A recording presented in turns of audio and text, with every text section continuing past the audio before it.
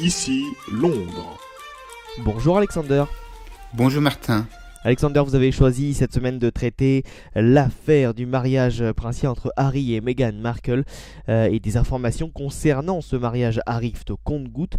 On a une estimation du nombre d'invités, le nom du couturier en charge de la robe et désormais on connaît aussi l'identité de la pâtissière qui s'occupera de régaler tout le monde pour le dessert. Le prince Harry et Meghan Markle ont choisi un gâteau au citron et au sureau biologique, le elderflower, comme on dit ici en Angleterre, pour leur mariage le 19 mai, au lieu d'un gâteau aux fruits plus traditionnel. Leur gâteau de mariage sera au signe des arômes printaniers et sera recouvert de crème au beurre et décoré de fleurs fraîches. Le couple a fait appel à Claire Ptak, chef pâtissière californienne et propriétaire de la boulangerie Violet à l'est de Londres. Claire Ptak a dit qu'elle était ravie et qu'elle partageait les valeurs du couple sur la nourriture. Comme Meghan Markle, Claire Ptak a été élevée en Californie. Elle a travaillé comme pâtissière chez Panis sous la direction de Alice Walters.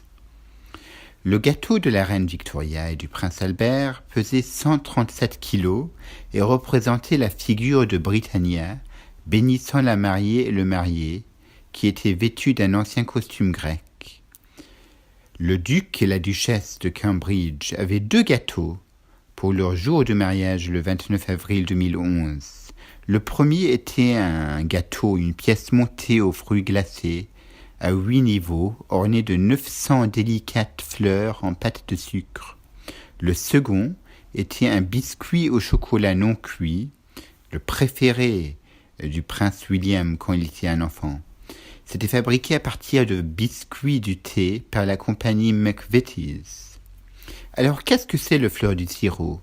C'est plutôt populaire en dehors de la France, comme au Royaume-Uni par exemple. On en fait des sodas à la fleur de sirop par exemple, ou même simplement de la fleur de sureau pressée.